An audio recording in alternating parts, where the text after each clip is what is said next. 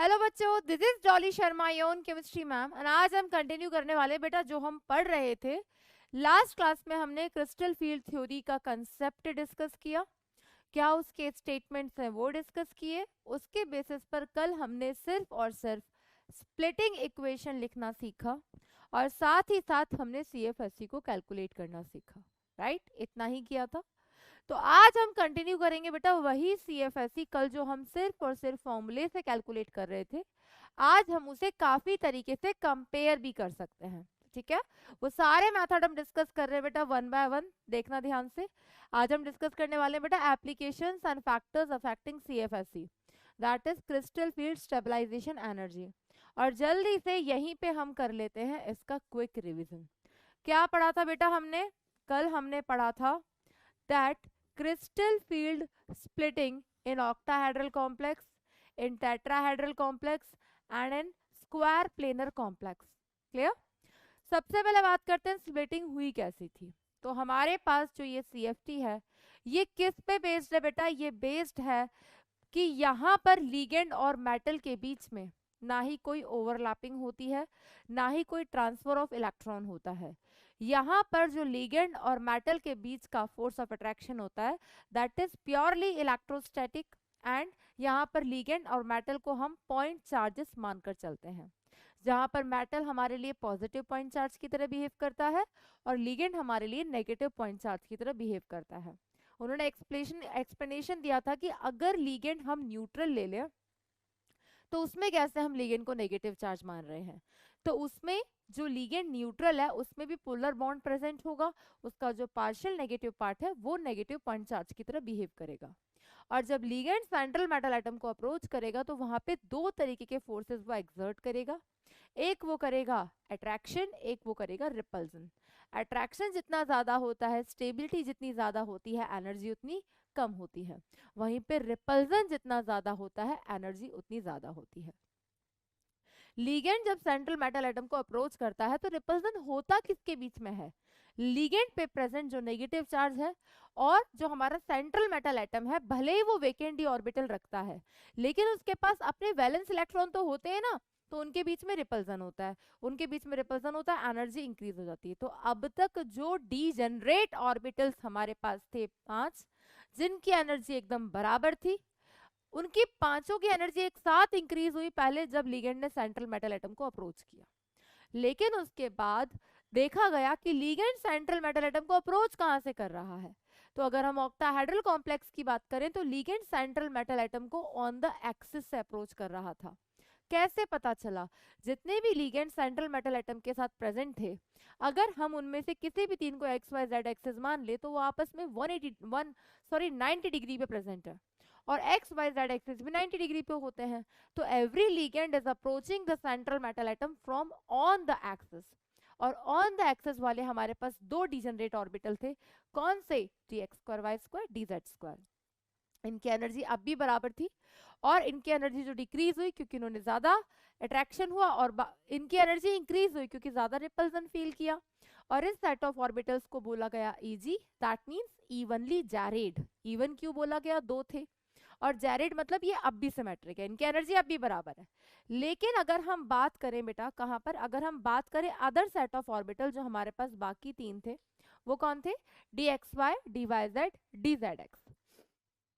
तीनों in between the access थे। तीनों ऑर्बिटल्स की जो एनर्जी थी वो बराबर क्या हुई? डिक्रीज हुई। और उन्हें क्या नाम दिया गया? उन्हें नाम दिया गया T2G ऑर्बिटल। क्लियर? तो हमारे पास कल क्रिस्टल फील्ड स्प्लिटिंग जो हमने कहां पर की थी? ऑक्टाहेड्रल कॉम्प्लेक्स में। उसका कैसे दिखाई दिया? वो हमें कुछ ऐसा कि अगर ये डीजेनरेट ऑर्बिटल है उस सेंट्रल मेटल एटम के, तो ऊपर हमारे पास क्या प्रेजेंट था बेटा? Eg। नीचे हमारे पास प्रेजेंट था T2G। ये हमारा बैरी सेंटर था। यहां से यहां तक का डिस्टेंस T2G का जो डिस्टेंस चलता है 0.4 एंड यहां से यहां तक का डिस्टेंस 0.6। अबव द प्लेन है पॉजिटिव, बिलो द प्लेन है नेगेटिव। यहां से CFSE का फॉर्मूला भी आ गया। क्या आ गया? ये था हमारे पास T2G, ये था हमारे पास Eg। तो number of electrons in T2G multiply by -0.4 plus number of electrons in Vg multiplied by 0.6। As it is कल हमने CFSE डिस्कस किया था, किसका बेटा, टेट्राहेड्रल कॉम्प्लेक्स का। टेट्राहेड्रल कॉम्प्लेक्स में क्या होता है, जितने भी लीगेंड सेंट्रल मेटल एटम के साथ प्रेजेंट है, तो लीगेंड मेटल लीगेंड का जो एंगल है टेट्राहेड्रल होता है, टेट्राहेड्रल में बॉन्ड एंगल होता है 109.5। आप XYZ एक्सिस को कहीं पे भी रख लो, वो तो आपस में 90 डिग्री पे हैं, लेकिन लीगेंड कहां पर दिख रहा है, उन एक्सिस के बीच में दिख रहा है। यानी कि टेट्राहेड्रल कॉम्प्लेक्स में लीगेंड सेंट्रल मेटल एटम को कहां से अप्रोच कर रहा है, लीगेंड सेंट्रल मेटल एटम को इन बिटवीन द एक्सिस से अप्रोच कर रहा है। और अगर लीगेंड सेंट्रल मेटल एटम को इन बिटवीन द एक्सिस से अप्रोच कर रहा है, यानी कि एनर्जी रिपल्सन ज्यादा कहाँ होगा, इन बिटवीन द एक्सिस वालों में होगा, पर वो अभी भी पूरे सिमेट्रिक नहीं होते। तो ये जो 5 हमारे पास डीजनरेट ऑर्बिटल्स होते हैं बेटा, एनर्जी किसकी इंक्रीज होती है, एनर्जी इंक्रीज होती है 3 की, जो कि इन बिटवीन द एक्सिस वाले होते हैं। और ये जो नीचे ई हो जाता है that is on the axis वाले। ई के साथ डिस्टेंस हमेशा कितना चलेगा, दैट इज 0.6, तो ये बिलो द प्लेन है तो माइनस, ये 0.4। और यहां से हमारे पास CFSE का फॉर्मूला क्या आ गया बेटा, -0.6 into number of electrons in E plus 0.4 into number of electrons in T2। और इस केस में अगर पेयर्स प्रेजेंट है तो वो पेयर्स हम ऐड कर देंगे। तीसरा हमने डिस्कस किया था crystal field splitting in square planar complex. तो उसके लिए मैंने आपको एग्जांपल बताया था कि स्क्वायर प्लेनर क्या होता है भाई, ऑक्टाहेड्रल कॉम्प्लेक्स होता है, 4 लिगेंड्स ऑन द प्लेन है, एक अबव है एक बिलो है। इन दोनों को अगर हम Z एक्सिस पे मान ले तो इन्हें हमने हटा दिया, तो ऑक्टाहेड्रल के Z एक्सिस वाले 2 लिगेंड को हटा दो, अब जो कॉम्प्लेक्स बच रहा है वो एक स्क्वायर प्लेनर कॉम्प्लेक्स है, सारे लिगेंड मेटल के साथ 90 डिग्री पे प्रेजेंट है, जो कि X और Y एक्सिस पे है। अब इस केस में Z एक्सिस वाले लिगेंड्स को ही हटा दिया, तो Z एक्सिस वाले लिगेंड्स है ही नहीं, तो वो रिपल्सन फील कैसे करेंगे, रिपल्सन फील नहीं करेंगे। तो जो हमारे पास ऑक्टाहेड्रल कॉम्प्लेक्स का स्प्लिटिंग डायग्राम था, यहाँ पर जो EG में 2 हुआ करते थे dx² y², तो dx और y² dz² वाला नीचे आ जाएगा, dx² y² वाला ऊपर चला जाएगा, क्योंकि उसी ने रिपल्सन फील किया, Z एक्सिस पे तो रिपल्सन है ही नहीं। सेम एज इट इज इसमें dxy dyz dzx में से जो z वाले थे उनकी एनर्जी नीचे हो गई, dxy की ऊपर हो गई। तो ये हमारे पास तीनों का क्रिस्टल फील्ड स्प्लिटिंग डायग्राम हमने डिस्कस किया था। इसकी हमने कल सारी CFSE कैलकुलेट कर ली थी, इसकी मैंने आपको होमवर्क दी थी। हम एक्सपेक्टिंग कि आप होमवर्क करके आए होंगे, तो हम सारे आंसर्स अपने मैच कर लेते हैं। ठीक है, कि स्प्लिटिंग इक्वेशन क्या होगी। तो सबसे पहले यहाँ पर CFSE का फॉर्मूला क्या होगा। अगर मैं CFSE का फॉर्मूला लिखूं तो अभी हमने लिखा that is -0.6 into number of electrons in E plus 0.4 into number of electrons in T2। इस तरीके से हमारे पास CFSE आएगा। स्प्लिटिंग इक्वेशन हमने लिखना शुरू किया। स्प्लिटिंग इक्वेशन किस तरीके से लिखते हैं बेटा, नीचे हमारे पास कौन सा ऑर्बिटल होता है, नीचे हमारे पास E ऑर्बिटल है, E ऑर्बिटल 2 है, dx² y² dz²। ऊपर हमारे पास 3 है, तो पहले इलेक्ट्रॉन इस बार किस में भरे जा रहे हैं, E के अंदर भरे जा रहे हैं। अगर एक ही इलेक्ट्रॉन है तो बिल्कुल E1 T2 0, अगर 2 इलेक्ट्रॉन है E2 T2 0, अगर 3 इलेक्ट्रॉन और हाई स्पिन है, हाई स्पिन का मतलब ये तीसरा इलेक्ट्रॉन ऊपर जाएगा, तो इसका क्या हो जाएगा E2 T2 1, इसका लो स्पिन तो E3 T2 0, D4 high spin E2 T2 2, D4 लो spin E4 T2 0, D5 high spin यानी कि तीसरा इलेक्ट्रॉन पहले ऊपर गया है, तो फिर E2 T2 3, D5 लो स्पिन तो D4 E4 T2 1। क्लियर। तो यहाँ पर हाई स्पिन मतलब तीसरा इलेक्ट्रॉन ऊपर गया, तो इस तरीके से हम इलेक्ट्रॉन्स को भरते जा रहे हैं। नेक्स्ट बेटा D6 हाई स्पिन में पहले गया तो 1 2, नीचे तो 3 4 5 6, तो E3 T2 3। अगर D6 लो स्पिन है तो E4 T2 2। Next D7 E4 T2 3, D8 E4 T2 4, E4 T2 5, E4 T2 10। ये हमारे पास स्प्लिटिंग इक्वेशन आ गया टेट्राहेड्रल कॉम्प्लेक्स के लिए कि जब जब हमारे पास कोई भी टेट्राहेड्रल कॉम्प्लेक्स होगा, सबसे पहले हम सेंट्रल मेटल एटम का ऑक्सीडेशन निकालते हुए उतने इलेक्ट्रॉन निकालने के बाद उन इलेक्ट्रॉन्स को भरना शुरू करेंगे। जब हम इलेक्ट्रॉन्स को फिलअप करेंगे तो हमें बस ये ध्यान रखना है कि टेट्राहेड्रल कॉम्प्लेक्स में नीचे ई होता है, ऊपर T2 होता है। क्लियर? अब हम इनका CFSE कैलकुलेट कर देते हैं। तो CFSE कैलकुलेट कर देते हैं, फॉर्मूला अप्लाई कर देते हैं। E1 T2 0, E1 में एक ही इलेक्ट्रॉन है, -0.6 डेल टी, क्योंकि यहाँ पर CFSE हम किसकी कैलकुलेट कर रहे हैं? टेट्राहेड्रल कॉम्प्लेक्स की। रिप्रेजेंट करेंगे T से और डेल रिप्रेजेंट कर रहा है CFSE को। नेक्स्ट बेटा E2 T2 0, तो 2 multiply by -0.6 that is -1.2 del T. Next बेटा E2 T2 1, E2 यानी कि -1.2 plus 0.4 that is -0.8 del T. Next E3 T2 0, -1.8 del T. E3 तो एक पेयर भी है, यहाँ पर एक पेयरिंग एनर्जी भी है।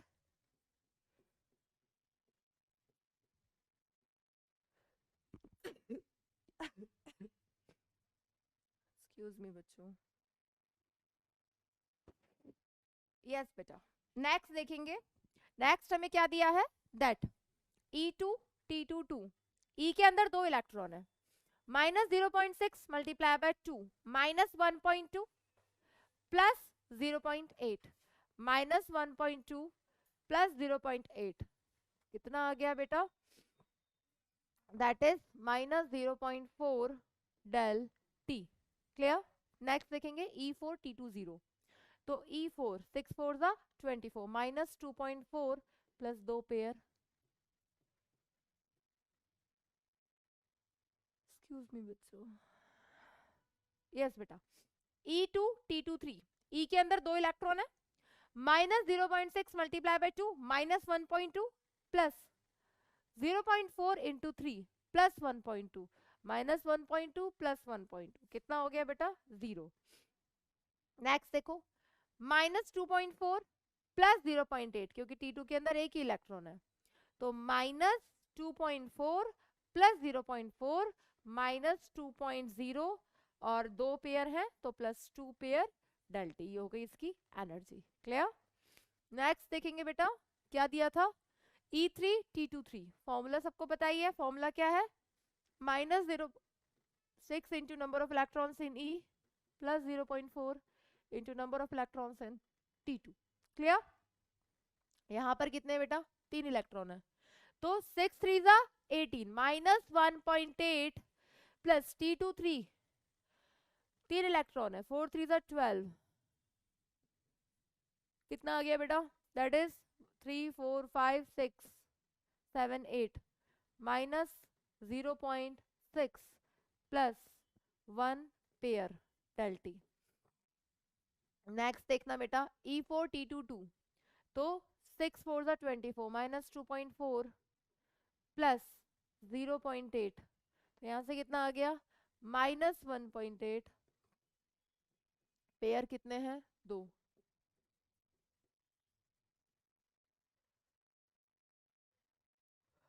नेक्स्ट देखना बेटा, E4 T2 2, E4 में कितने इलेक्ट्रॉन है बेटा? E4 में 4 इलेक्ट्रॉन है, -0.6, तो -2.4 प्लस T2 में 3 इलेक्ट्रॉन है, 0.4 इंटू 3 4 3 जा 12, तो कितना आ गया बेटा?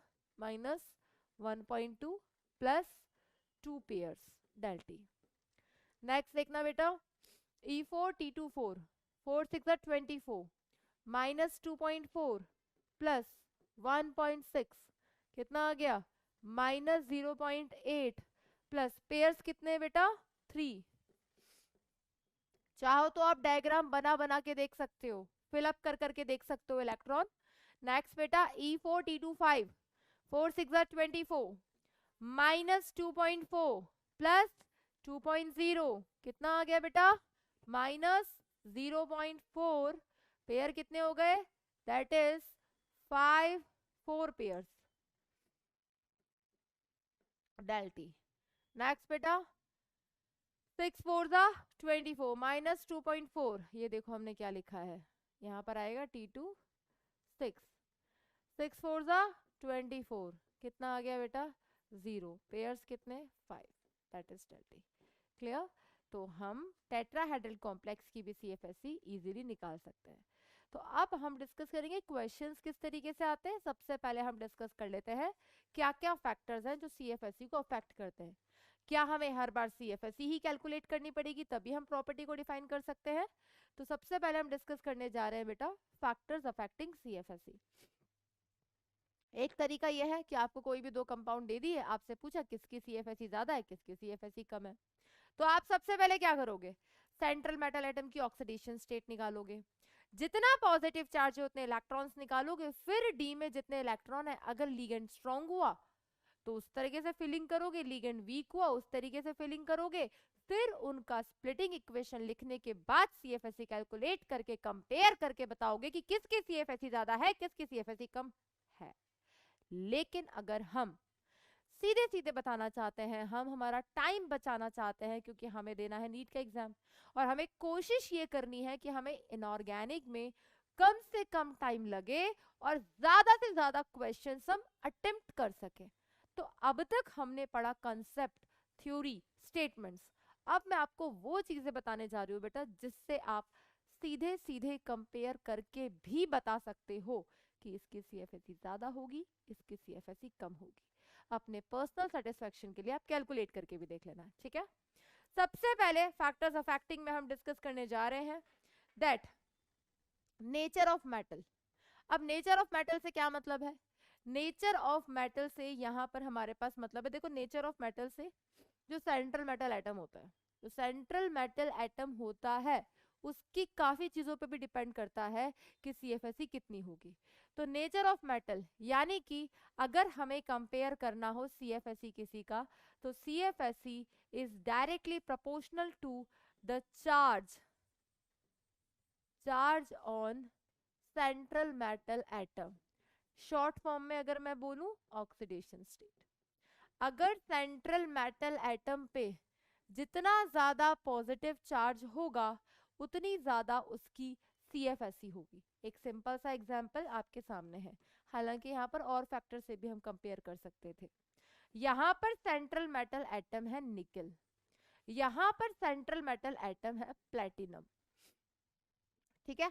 यहाँ पर इसकी ऑक्सीडेशन स्टेट हम कैलकुलेट करें तो कार्बोनिल न्यूट्रल लिगेंड है, ऑक्सीडेशन स्टेट 0 आएगी। इसकी ऑक्सीडेशन स्टेट हम कैलकुलेट करें, कर लो बेटा कैलकुलेट, x - 4 बराबर -2, ऑक्सीडेशन स्टेट +2। तो जब जब अगर हमको सीधा सीधा CFSE कंपेयर करना हो तो हम ऑक्सीडेशन स्टेट के बेसिस पे भी कर सकते हैं। जिसकी ऑक्सीडेशन स्टेट जितनी ज्यादा पॉजिटिव होगी उसकी CFSE उतनी ज्यादा होगी, ध्यान रखना। तो CFSE सीधे सीधे कंपेयर की जा सकती है on the basis of charge on central metal atom. किस पे बेटा, charge on central metal atom, यानी कि सेंट्रल मेटल एटम पे कितना चार्ज प्रेजेंट है। नेक्स्ट है हमारे पास that is the strength of ligand. अब ये स्ट्रेंथ ऑफ लिगेंड वाला फैक्टर क्या बताना चाहता है, अगर हमें कंपाउंड्स दे दिए कोऑर्डिनेशन नंबर सेम है, सेंट्रल मेटल एटम भी सेम है। अब हम इस केस में कैसे सीधे सीधे कंपेयर करें कि वहां पर CFSE किसकी ज्यादा होगी वहां पर CFSE किसकी कम होगी। तो जब जब हमें कंपेयर करना हो CFSE को on the basis of strength of ligand, तो बेटा मैंने आपको पहले भी कहा था स्ट्रेंथ ऑफ लिगेंड के बारे में किसने बताया था, के बारे में बताया था CFT ने। और स्ट्रेंथ ऑफ लिगेंड यानी कि नेचर ऑफ लिगेंड को हम कैसे कंपेयर कर सकते हैं, हमारे पास दो तरीके के लिगेंड्स होते हैं, तो ये हमने पढ़ा हुआ है, that is strength of ligand, that means nature of ligand. और हमारे पास दो तरीके के लिगेंड होते हैं, एक होता है हमारे पास स्ट्रॉन्ग फील्ड लिगेंड और एक होता है हमारे पास वीक लिगेंड, एक होता है हमारे पास that is weak ligand. In general जो ऑर्डर हमने लिखवाया था वो क्या लिखवाया था कि सबसे ज्यादा स्ट्रॉन्ग लिगेंड कौन से होते हैं, जो कि कार्बन डोनर होते हैं, उसके बाद जो कि नाइट्रोजन डोनर होते हैं, उसके बाद जहां पर ऑक्सीजन डोनर होते हैं, और एट लास्ट जहां पर हैलोजन डोनर होते हैं। तो अगर हमारे पास इस तरीके से डोनर मतलब जो देने वाला है इलेक्ट्रॉन पेयर, वो हमारे पास अगर कार्बन है, नाइट्रोजन है, ऑक्सीजन है या हैलोजन है, और इसका पूरा ऑर्डर भी लिखवाया था, जहां पे हमने आपको लिखवाई थी बेटा, क्या नाम है, दैट इज स्पेक्ट्रोकेमिकल सीरीज। और स्पेक्ट्रोकेमिकल सीरीज में मैंने आपको decreasing order of strength of ligand लिखवाया था।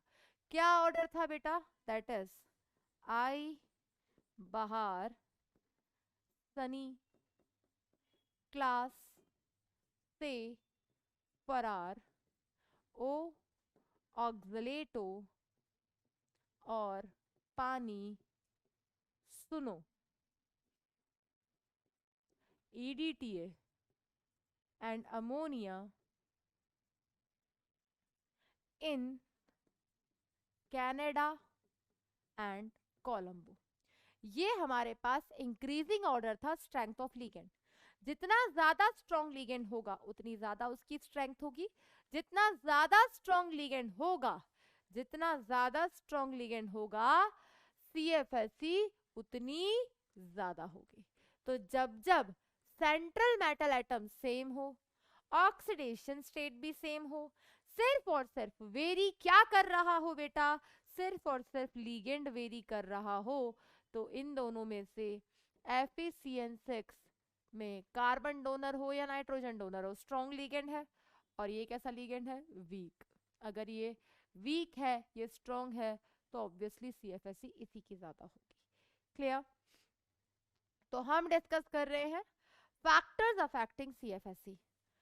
कौन से ऐसे फैक्टर्स हैं जहां पर हमें CFSE कैलकुलेट ही नहीं करनी पड़े और हम सीधे सीधे कंपेयर करके बता सके कि इसकी CFSE ज्यादा होगी, इसकी CFSE कम होगी।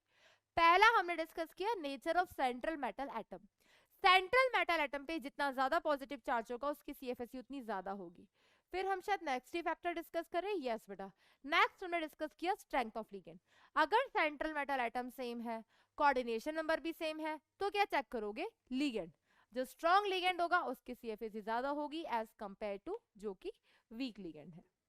नेक्स्ट फैक्टर हम डिस्कस करने जा रहे हैं और वो है हमारे पास oxidation state of central metal atom. ये तो हमने ऑलरेडी डिस्कस कर लिया, फिर भी चलो वापस लिख देते हैं that CFSE is directly proportional to oxidation state of central metal atom। जितना ज्यादा ऑक्सीडेशन स्टेट पॉजिटिव चार्ज होगा उतना ज्यादा सेंट्रल मेटल एटम पे पॉजिटिव चार्ज होगा, उतनी ज्यादा उसकी CFSE होगी। नेक्स्ट बेटा ज्योमेट्री ऑफ कॉम्प्लेक्स, ये बड़ा ही इंपॉर्टेंट है बच्चों। VBT में हमने ज्योमेट्री कैलकुलेट करना सीखा। 3 तरह की ज्योमेट्री आती हैं, ऑक्टाहेड्रल, टेट्राहेड्रल, स्क्वायर प्लेनर। हमें CFSE कैलकुलेट करना ऑक्टाहेड्रल टेट्राहेड्रल का आता है। फिर भी अगर कभी हमें कंपेयर किया जाए कि बताओ इनमें से सबसे ज्यादा CFSE किसकी होगी, तो आप VBT में कॉम्प्लेक्सेस की CFSE कैलकुलेट करना सीख चुके थे। सबसे ज्यादा CFSE होती है बेटा स्क्वायर प्लेनर कॉम्प्लेक्स की, उसके बाद होती है ऑक्टाहेड्रल कॉम्प्लेक्स की, और उसके बाद होती है टेट्राहेड्रल कॉम्प्लेक्स की। ये याद रखना बेटा, ये बहुत ही इंपॉर्टेंट है कि सबसे ज्यादा CFSE किसकी होती है। इनका आपस में रिलेशन भी होता है, दैट स्क्वायर प्लेनर की जो CFSE होती है that is 1.3 times the CFSE of octahedral complex. As it is बेटा टेट्राहेड्रल कॉम्प्लेक्स की जो CFSE होती है that is 4/9 times of octahedral complex. उसी तरीके से बेटा हम कह सकते हैं कि टेट्राहेड्रल कॉम्प्लेक्स जो है वह अप्रोक्सीमेटली 50% होता है ऑक्टाहेड्रल कॉम्प्लेक्स का, टेट्राहेड्रल कॉम्प्लेक्स की CFSE। तो यहाँ पर डेल SP क्या रिप्रेजेंट कर रहा है, crystal field splitting energy in square planar complex of square planar complex. यानी कि अगर आपके पास कोई एग्जाम्पल आपको दे दिया जाए और पूछा जाए कि बताओ सबसे ज्यादा CFSE किसकी होगी, आप सीधा सीधा उनकी ज्योमेट्री निकाल सकते हो VBT से। ज्योमेट्री निकालने के बाद सीधा सीधा आंसर कर सकते हो कि किसकी CFSE ज्यादा होगी। डेल O क्या रिप्रेजेंट कर रहा है, CFSE ऑफ ऑक्टाहेड्रल कॉम्प्लेक्स, यानी कि ऑक्टाहेड्रल कॉम्प्लेक्स की सीएफएससी कितनी होगी। और डेल टी क्या रिप्रेजेंट कर रहा है, सीएफएससी ऑफ टेट्राहेड्रल कॉम्प्लेक्स, यानी कि टेट्राहेड्रल कॉम्प्लेक्स की सीएफएससी कितनी होगी। ये रिलेशंस याद रखना, इन पे न्यूमेरिकल्स आए हुए हैं बेटा नीट के एग्जाम में, तो ये पॉइंट जो हमने अभी पढ़ा है ये बहुत ही इंपॉर्टेंट है। नेक्स्ट फैक्टर अगर हम डिस्कस करें, दैट इज सीएफएससी जो होती है बेटा, that is directly proportional to basic strength of ligand. आपने ऑर्गेनिक में पढ़ा हुआ है कि बेसिक स्ट्रेंथ को हम कैसे कंपेयर कर सकते हैं। जो नेगेटिव चार्ज रखते हैं अपने ऊपर वो कंपैरेटिवली ज्यादा अच्छे बेस की तरह बिहेव करते हैं as compare to a nuclear, as compare to a neutral nucleophile. Clear, neutral nucleophile से मेरा मतलब है, न्यूक्लियोफाइल की पहचान होती है कि नेगेटिवली चार्ज स्पीसीज होती है, species containing lone pair on them. तो ध्यान क्या रखना है बेटा, वो स्पीसीज जिनके ऊपर नेगेटिव चार्ज होता है वो कंपैरेटिवली ज्यादा अच्छे न्यूक्लियोफाइल की तरह बिहेव करते हैं। तो जितनी ज्यादा बेसिक स्ट्रेंथ होगी, जितना ज्यादा बेसिक नेचर होगा, उतनी ज्यादा सीएफएससी होगी। नेक्स्ट अब हम डिस्कस करने जा रहे हैं बेटा एप्लीकेशंस। एप्लीकेशंस मतलब इस यहां से इस सीएफटी से कितने प्रकार के क्वेश्चंस आपसे पूछे जा सकते हैं। मैंने फैक्टर्स अफेक्टिंग पहले इसलिए बताया बेटा क्योंकि क्या वो मेथड्स हैं जहां पर आपको सीएफएससी कैलकुलेट करने की जरूरत ही नहीं है। क्योंकि सीएफएससी डायरेक्टली नहीं पूछता कि चलो arrange the following in decreasing increasing order of CFSC. कभी कलर पूछ लेगा, कभी मैग्नेटिक नेचर पूछ लेगा, कभी एनर्जी एब्जॉर्ब्ड पूछ लेगा, कभी एनर्जी रिलीज पूछ लेगा। तो ये सारी एप्लीकेशंस अभी हम डिस्कस करेंगे। फैक्टर्स अफेक्टिंग एकदम क्लियर होना चाहिए। सबसे पहले किस पे डिपेंड करता है यार, एक पॉइंट मिसिंग है, नेचर ऑफ मेटल से आई थिंक हमको वहां पर, चलो कोई बात नहीं, इसको मैं अलग से लिखवा देती हूँ, वो हमारा सिक्स्थ फैक्टर हो जाएगा क्योंकि वो इंपॉर्टेंट फैक्टर है यार sixth, that is nature of central metal atom. वहां पर हमने ऑक्सीडेशन स्टेट का मेंशन कर दिया।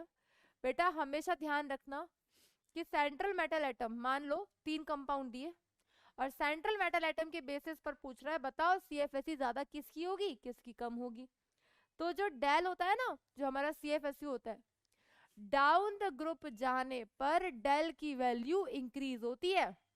सीएफएससी की वैल्यू क्या होती है बेटा, इंक्रीज होती है। तो हम बोल सकते हैं कि 3D सीरीज की सबसे कम होगी, फिर 4D सीरीज और फिर 5D सीरीज। ऐसा क्यों, क्वेश्चन माइंड में आता ही है।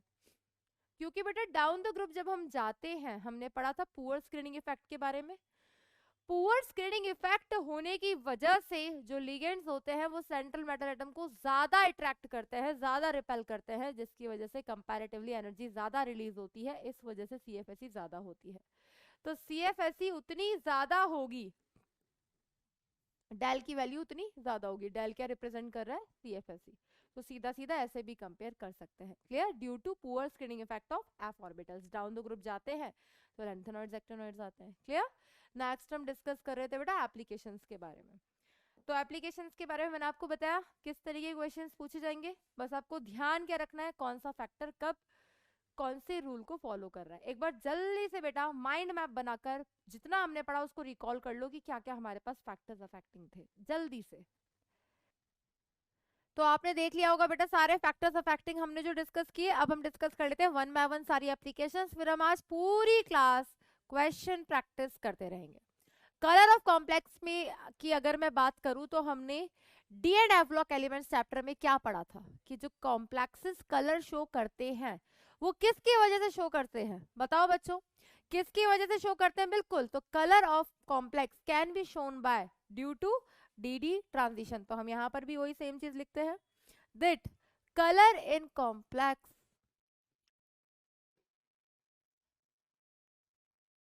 color in complex may arises due to D transition. Complex के अंदर जो कलर अराइज होता है वो किसकी वजह से अराइज होता है, that may arises due to d transition. D transition में क्या होता था बेटा, जो हमारे पास क्या होता था ड्यूरिंग डी ट्रांजिशन,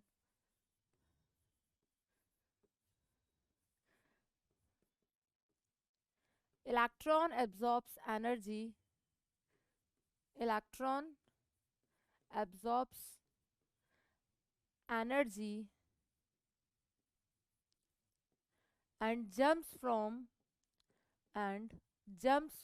कहाँ से कहाँ जंप करता था? फ्रॉम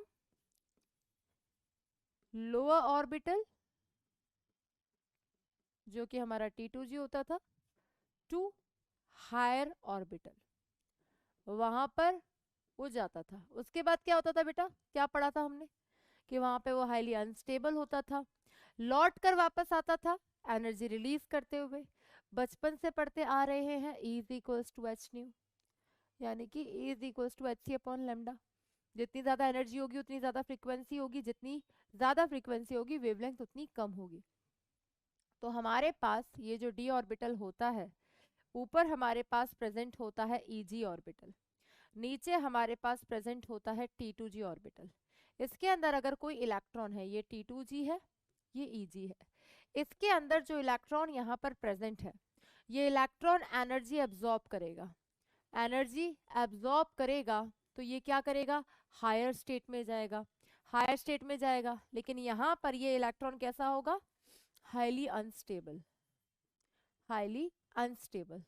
ये लौट कर वापस आएगा, लौट कर जो वापस आएगा तो ये कुछ ना कुछ एनर्जी यहाँ पे क्या करेगा, रिलीज करेगा, एनर्जी रिलीज करेगा। ये जो एनर्जी यहाँ पर रिलीज करेगा, तो एनर्जी का फॉर्मूला होता है Hc अपॉन लेमडा। एनर्जी जितनी ज्यादा रिलीज करेगा वेवलेंथ उतनी कम होगी, और ये एनर्जी जिस रीजन में रिलीज करेगा वो वेवलेंथ का कैसा रीजन होगा, विजिबल रीजन होगा, वो जो विबग्योर का होता था। सेम पूरा कंसेप्ट मैंने आपको D&F में डिटेल में समझाया था, विबग्योर वाला। तो ये है वही T2G और Eg ऑर्बिटल। इसको हम ग्राउंड स्टेट भी बोलते हैं, इसको हम ग्राउंड स्टेट भी बोलते हैं, और इसको हम लोअर ऑर्बिटल्स भी बोलते हैं। वहीं पे बेटा जो ये हमारा Eg है, इसे हम क्या बोलते हैं, इसे हम एक्साइटेड स्टेट भी बोलते हैं, और इसे हम हायर ऑर्बिटल भी बोलते हैं। क्या बेटा, हायर ऑर्बिटल। तो इस तरीके से जो डी ब्लॉक के एलिमेंट्स है, डी ब्लॉक के मेटल्स है, ये कलर शो करते हैं। इन एब्सेंस ऑफ लीगेंड कोई स्प्लिटिंग नहीं होती है, हम पढ़ चुके हैं। लेकिन जब लीगेंड अप्रोच करता है सेंट्रल मेटल एटम को तब स्प्लिटिंग होती है। तो हम लिख सकते हैं that in absence of ligand, in absence of ligand, अगर लीगेंड होगा ही नहीं, no splitting takes place, no splitting takes place. और अगर बेटा स्प्लिटिंग ही नहीं होगी तो ना ही कोई लोअर ऑर्बिटल है ना ही कोई हायर ऑर्बिटल है। तो हम कह सकते हैं no DD transition, no DD transition occur, ना फिर कोई डीडी ट्रांजिशन हो सकता। और जब कोई डीडी ट्रांजिशन ही नहीं हो सकता,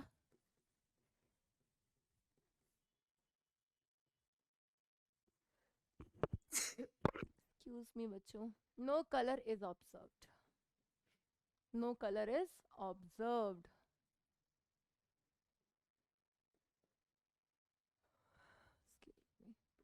एक बार पॉज करना बच्चों, आज आपकी असुविधा के लिए खेद है, बार बार छींक आ रही है, बार बार आपको डिस्टर्ब हो रहा है, बट आप कंसेप्ट पे ध्यान दो, एप्लीकेशंस पे ध्यान दो, ये बहुत इंपॉर्टेंट है। ठीक है, हम क्वेश्चंस डिस्कस करेंगे आज सारे जितने भी इस पे बेस्ड आए हुए हैं। तो हमने अभी डिस्कस किया बेटा, तो वो इलेक्ट्रॉन जो एनर्जी एब्जॉर्ब करेगा, जो एनर्जी वो एब्जॉर्ब करेगा, वो कौन सी एनर्जी होती है पता है, वो एनर्जी होती है किसके बराबर, CFSE के बराबर। और जो एनर्जी वो एब्जॉर्ब करेगा, जो रिलीज करेगा, उसके इनवर्सली प्रोपोर्शनल है। ऑब्जर्व्ड बोलो या रिलीज्ड बोलो, लेकिन हम पढ़ते आ रहे हैं बचपन से formula E is equals to h nu, या हम बोल सकते हैं E is equals to h c upon lambda. यानी कि हमें पता है energy is inversely proportional to lambda. तो यहां से हम क्या कंक्लूजन निकाल सकते हैं कि CFSE जितना ज्यादा होगा यानी कि एब्जॉर्ब्ड जितना ज्यादा होगा, तो E absorbed is inversely proportional to lambda absorbed is inversely proportional to E observed but directly proportional to lambda observed, क्योंकि E observed is inversely proportional to lambda observed। तो यहां से क्या रिलेशन आ गया कि CFSE जितनी ज्यादा होगी, जितनी ज्यादा एब्जॉर्ब्ड एनर्जी होगी, जितनी ज्यादा लैम्डा ऑब्जर्व्ड होगी, जितनी कम लैम्डा एब्जॉर्ब्ड होगी, और जितनी कम ई ऑब्जर्व्ड होगी। तो वही बेटा सिंपल इस कंसेप्ट से इतनी लैंग्वेज में क्वेश्चन पूछ सकता है एक सिंगल CFSE के बेसिस पर कि एनर्जी एब्जॉर्ब्ड ज्यादा या ऑब्जर्व्ड का डिक्रीजिंग ऑर्डर, लैम्डा एब्जॉर्ब्ड का ऑर्डर पूछ लेगा, लैम्डा ऑब्जर्व्ड का ऑर्डर पूछ लेगा। आपने याद रखना है बस ये रिलेशन, बाकी तो आप बचपन से पढ़ते आ रहे हो, is equal to HC upon lambda, आप अपने आप रिलेट कर सकते थे ये सारी चीजें तो, ठीक है। तो यहाँ पर हम सिर्फ CFSE के बेसिस पर ये बता सकते हैं। और ये कॉम्प्लीमेंट्री कलर्स का कंसेप्ट जो मैंने आपको DNF ब्लॉक में पढ़ाया था बेटा, क्या पढ़ा था बेटा? Complementary colours. क्या पढ़ा था हमने इनके बारे में कि अगर किसी भी इलेक्ट्रॉन ने जिस कलर की लाइट एब्जॉर्ब की है उसके जस्ट रिवर्स में जो कलर है उस कलर की लाइट वो एमिट करेगा। तो विबग्योर का बस क्या हटा देना है, विबग्योर का आई हटा देना है। क्लियर? उसके बाद हमारे पास ये जो सुदर्शन चक्र मिलता है ये हमें याद रखना है। क्लियर? तो विबग्योर का आई हटा दिया। अगर किसी पार्टिकल ने, इफ पार्टिकल एब्जॉर्ब्स, अगर पार्टिकल ने एब्जॉर्ब की है वॉयलेट, तो वो एमिट क्या करेगा बेटा? जस्ट उसके सामने वाला कलर येलो। अगर किसी ने एब्जॉर्ब किया है ग्रीन, तो ग्रीन के सामने कौन सा प्रेजेंट है? एमिट करेगा रेड। क्लियर? तो ये कॉम्प्लीमेंट्री कलर्स का चार्ट याद रखना, दैट्स अबाउट कि ये भी पूछ सकता है, कलर ऑफ कॉम्प्लेक्स से रिलेट कर सकता है। ठीक है, नेक्स्ट इंपॉर्टेंट एप्लीकेशन जो कि सिलेबस से हट चुकी है लेकिन पहले क्वेश्चन इस पे आया हुआ है। तो ये तो समझ में आ गया कि कुछ कंपाउंड्स कलर शो करते हैं ड्यू टू DD ट्रांजिशन, लेकिन हमारे पास कुछ ऐसे भी कंपाउंड्स हैं जिनके पास एक भी अनपेयर्ड इलेक्ट्रॉन नहीं है बट फिर भी वो कलर शो करते हैं। वो कलर शो कैसे करते हैं जिसका एग्जाम्पल हम ऑलरेडी पढ़ चुके हैं, like K2Cr2O7 and KMnO4। KMnO4 purple colour का होता है, K2Cr2O7 ऑरेंज कलर का होता है। तो ये इन कलर्स के कैसे होते हैं, कैसे इनमें ये कलर आया? तो उसके लिए हमने पढ़ा था they show colour due to ligand to metal charge transfer. अब ये चार्ज ट्रांसफर क्या होता है हम यही डिस्कस करने जा रहे हैं। तो सम कंपाउंड्स जिनके पास अनपेयर्ड इलेक्ट्रॉन नहीं भी थे उन्होंने भी कलर शो किए, तो क्यों किए? Due to charge transfer. तो ये दो टाइप से है हमारे पास, एक है LMCT। LMCT का फुल फॉर्म होता है ligand to metal charge transfer, और MLCT का फुल फॉर्म होता है metal to ligand charge transfer. तो हमारे पास ये दो तरीके के चार्ज ट्रांसफर होते हैं। क्लियर? क्या होते हैं अभी हम डिस्कस करते हैं, कैसे होता है, कैसे ये कलर शो करते हैं। सबसे पहले हम इसी की बात करते हैं क्योंकि MnO4- और K2Cr2O7 जो शो करते हैं कलर वो इसकी वजह से करते हैं।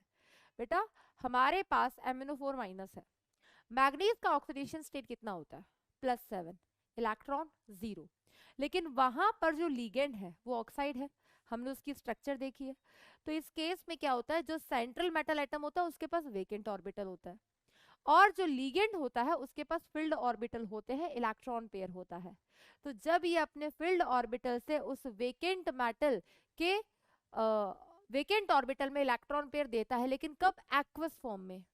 तो वहां पर वो कलर शो करता है। किस तरीके से बेटा? देखो एक एक पॉइंट हम लिखते हैं। For example, ligand to metal का मतलब क्या है? ये लीगेंड है, ये मेटल है। लीगेंड के पास ऑलरेडी इलेक्ट्रॉन पेयर होता है, जिसको देकर वो कोऑर्डिनेट बॉन्ड का फॉर्मेशन करता है। उसके पास और भी इलेक्ट्रॉन्स होते हैं जो वो इस सेंट्रल मेटल एटम के वेकेंट ऑर्बिटल में देता है और कोऑर्डिनेट बॉन्ड का फॉर्मेशन करता है। तो क्या होता है बेटा? That takes place when metal is present in its higher oxidation state, present in its higher oxidation state। जब भी आपका सेंट्रल मेटल एटम अपनी हायर ऑक्सीडेशन स्टेट में प्रेजेंट होगा, दैट इज मेटल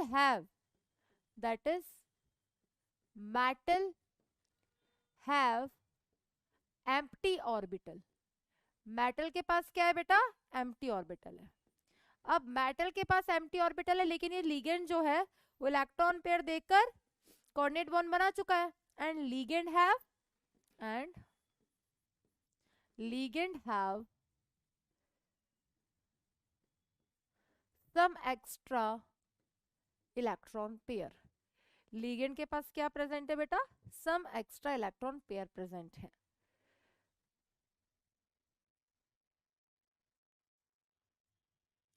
यहां पर इस केस में क्या होता है बेटा? यहां पर इस केस में ये जो इलेक्ट्रॉन होता है ये कहां से कहां जाता है? लिगेंड टू मेटल जब चार्ज ट्रांसफर होता है तो electron moves from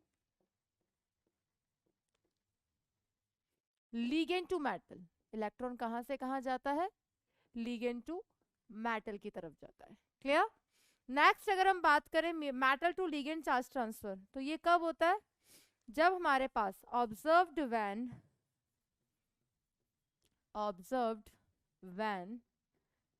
ligand have empty pi orbital। जब लिगेंड के पास empty pi orbital होता है and metal have valence electron। Clear बेटा? इसको हम जब हम डिस्कस करेंगे पाई एक्सेप्टर लिगेंड्स, इस कंसेप्ट को हम फिर से रिपीट करेंगे वहां पर। फिलहाल आप इस पे फोकस करो कि ligand to metal charge transfer कैसे होता है। लिगेंड है, मेटल है, फॉर एग्जांपल MnO4-, वहां पर मैग्नीज का ऑक्सीडेशन स्टेट कितना था बेटा? +7। इलेक्ट्रॉन कितने आए? इलेक्ट्रॉन आए वहां से मैग्नीज के अंदर 0। अब अगर 0 इलेक्ट्रॉन प्रेजेंट है तो जो हमारा लिगेंड होता है उसके पास एक्स्ट्रा इलेक्ट्रॉन पेयर्स होते हैं। वो एक्स्ट्रा इलेक्ट्रॉन पेयर उस मेटल के वेकेंट ऑर्बिटल में देता है, तो उसे तो हम कहते हैं that is ligand to metal charge transfer. एक तो कोऑर्डिनेट बॉन्ड बन ही चुका है, लेकिन एक और एक्स्ट्रा इलेक्ट्रॉन पेयर है। वहीं पे बेटा इस केस में क्या होता है? इस केस में जो मेटल और लिगेंड होता है, लिगेंड के पास एम्प्टी पाई ऑर्बिटल होता है। आपको याद है मॉलिक्यूलर ऑर्बिटल थ्योरी में हमने कार्बोनिल के बारे में क्या पढ़ा था? वो जो पूरा हमारे पास डायग्राम होता था, सिग्मा 1 है, सिग्मा स्टार 1 है, सिग्मा 2 है, सिग्मा स्टार 2 है, पाई 2px, पाई 2p2 है, सिग्मा 2p2z, वो पूरा डायग्राम जो था, कार्बोनिल में टोटल कितने इलेक्ट्रॉन्स थे? 14 इलेक्ट्रॉन्स थे। हमने जब फिलअप किए थे तो लास्ट में हमारे पास एम्प्टी पाई स्टार ऑर्बिटल थे। ठीक है, एंटी बॉन्डिंग। तो उस केस में बेटा हमारे पास ये जो लिगेंड्स होते हैं, इन लिगेंड्स के पास क्या होता है? एम्प्टी पाई ऑर्बिटल होता है, जिसमें मेटल इलेक्ट्रॉन पेयर देकर metal to ligand charge transfer करता है। तो यहाँ पर लिगेंड कौन कौन से होते हैं? लाइक साइनाइड हो गया, कार्बोनिल हो गया, पाई बॉन्डेड कॉम्प्लेक्सेस हो गए। और यहाँ पर वो एग्जाम्पल्स आ जाएंगे बेटा जहाँ पर सेंट्रल मेटल एटम अपनी हायर ऑक्सीडेशन स्टेट में होता है। तो यहाँ पर क्या होता है बेटा, ligand to metal charge transfer जो होता है, इलेक्ट्रॉन कहाँ से कहाँ जा रहा है, इलेक्ट्रॉन मूव कर रहा है ligand to metal, metal electron gain कर रहा है, मेटल इलेक्ट्रॉन गेन कर रहा है, तो हम बोल सकते हैं मेटल गेट रिड्यूस्ड, मेटल क्या हो रहा है, रिड्यूस हो रहा है इलेक्ट्रॉन गेन करके। वहीं पे जो नॉन मेटल है हमारे पास, जो नॉन मेटल है जो कि हमारा लीगेंड है, that non metal get oxidised.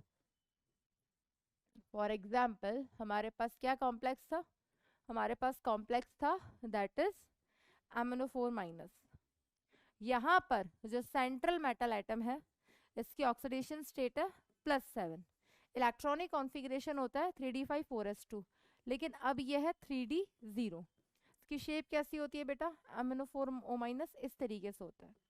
तो यहाँ पर क्या होता है बेटा, ये जो मेटल होता है इस मेटल के पास वेकेंट d ऑर्बिटल अवेलेबल है, लिगेंड के पास एक्स्ट्रा इलेक्ट्रॉन पेयर है, ये एक्स्ट्रा इलेक्ट्रॉन पेयर इस मेटल को देता है और यहाँ से ligand to metal charge transfer होता है और कलर का फॉर्मेशन होता है।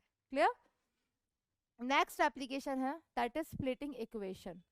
अगर हमें किसी भी कॉम्प्लेक्स का, अगर हमें किसी भी कॉम्प्लेक्स का स्प्लिटिंग इक्वेशन लिखना है तो वो हम लिख सकते हैं। फॉर एग्जाम्पल बेटा ध्यान से देखना, एग्जाम्पल देखो बेटा, अगर हमारे पास कॉम्प्लेक्स है FeCN6 होल -4। अब इस केस में यहाँ पर अगर हमें इसका स्प्लिटिंग इक्वेशन लिखना है तो सबसे पहले क्या करेंगे, सेंट्रल मेटल एटम की ऑक्सीडेशन स्टेट निकालेंगे, वो कितनी आ गई +2, कैलकुलेट करके देख लेना बेटा। अब इस केस में इसका इलेक्ट्रॉनिक कॉन्फ़िगरेशन होता है 3d6 4s2, 2 इलेक्ट्रॉन निकल गए तो ये हो गया 3d6। अब on the basis of that कि हमारे पास लिगेंड स्ट्रॉन्ग है या वीक, तो ये लिगेंड कैसा है, स्ट्रॉन्ग है, तो बेटा इसके इलेक्ट्रॉन्स को कैसे फिलअप करोगे, कोऑर्डिनेशन नंबर 6 है यानी कि ऑक्टाहेड्रल कॉम्प्लेक्स है, तो ये हमारे पास इसका d ऑर्बिटल है, इसके d ऑर्बिटल में 6 इलेक्ट्रॉन है, 1 2 3 4 5 6। लेकिन जब स्प्लिटिंग हुई होगी स्ट्रॉन्ग लिगेंड की प्रेजेंस में तो ऊपर आया होगा Eg ऑर्बिटल, नीचे आया होगा T2g ऑर्बिटल। तो इसकी स्प्लिटिंग इक्वेशन कैसे लिखोगे, लिगेंड जब स्ट्रॉन्ग होता था तो पेयरिंग होती थी, पेयरिंग होती थी तो हमारे पास कॉम्प्लेक्स कैसा बनता था, लो स्पिन कॉम्प्लेक्स। तो यहाँ पर D में 6 इलेक्ट्रॉन है तो कैसे भरोगे, 1 2 3 4 5 6। तो इसकी स्प्लिटिंग इक्वेशन क्या हो गई, इसकी स्प्लिटिंग इक्वेशन हमारे पास क्या आ गई, इसकी स्प्लिटिंग इक्वेशन आ गई T2g6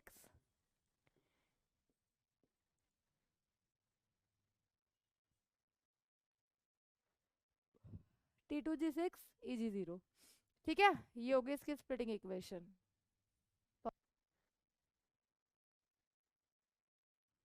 नेक्स्ट हमारे पास है बेटा इसका application that is magnetic nature.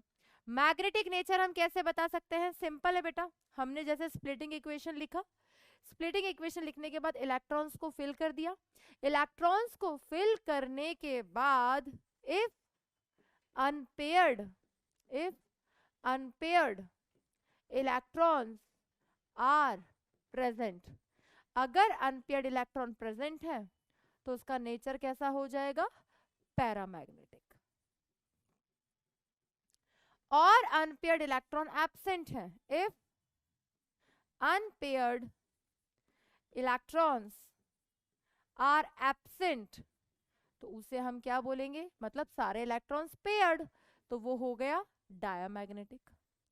और अगर हमें उसका वहां पर मैग्नेटिक, डायामैग्नेटिक, अगर हमें वहां पर उसका मैग्नेटिक मोमेंट कैलकुलेट करना है तो मैग्नेटिक मोमेंट हम कैसे कैलकुलेट करेंगे, √n इंटू n+2। यहाँ पर म्यू रिप्रेजेंट कर रहा है किससे बेटा, मैग्नेटिक मोमेंट को। Clear, spin only magnetic moment भी बोलते हैं। और ये n क्या होता है, स्प्लिटिंग इक्वेशन लिखने के बाद जो अनपेयर्ड इलेक्ट्रॉन होते हैं वो ये n होता है, तो n हमें क्या रिप्रेजेंट कर रहा है, नंबर ऑफ अनपेयर्ड इलेक्ट्रॉन्स को रिप्रेजेंट कर रहा है। क्लियर? नेक्स्ट इसकी प्रॉपर्टी है that is Jahn Teller effect. बेटा Jahn Teller effect is not in our syllabus. Clear? That is not in our syllabus, but बहुत सालों पहले इन पे क्वेश्चंस आ जाया करते थे, और क्वेश्चंस भी सिर्फ इतना कि होगा या नहीं होगा.